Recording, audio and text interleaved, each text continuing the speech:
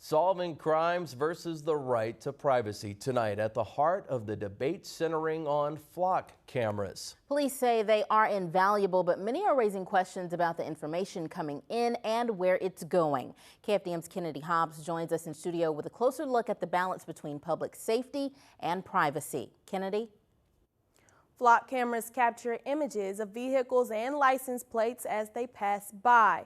Beaumont police say the technology gives investigators another tool to solve crimes, but questions remain about access, searches, and how that information can be shared.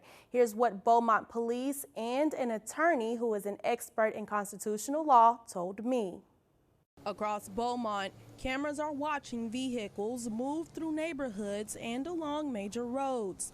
Beaumont Police Sergeant Haley Morrow says Flock is part of the department's real-time crime center, one of several tools officers use during investigations. So, Flock is one of many different tools that we use.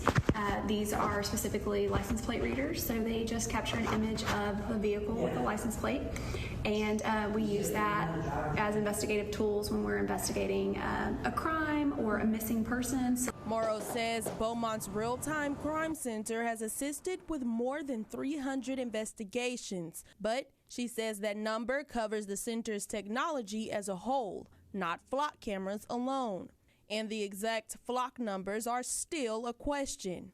I asked the city for the number of cameras, searches, arrests, stolen vehicles recovered, investigations assisted, audits, complaints, policies, spending, and data sharing agreements. The city says it will provide a determination on that public records request by August 6th. Every single thing that they do is logged, and so there's a lot of different ways that is captured, and then again there's that auditing software that flags behavior. Morrow says officers, crime analysts, and dispatchers can access the system with individual credentials and required justification for searches. She says supervisors can review audit information and employees are trained on what they can and cannot do.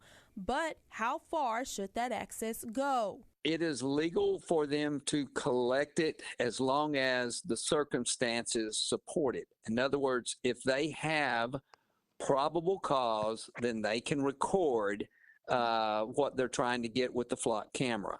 Attorney David Starnes is an expert in constitutional law. He says the larger concern is what happens when cameras capture people who are not suspected of a crime. It is government surveillance, no matter how you call it, because it is picking up individuals that they do not have a reasonable suspicion of wrongdoing on. That raises another question. Who watches the watchers? Starnes says there should be independent oversight, not just internal department review.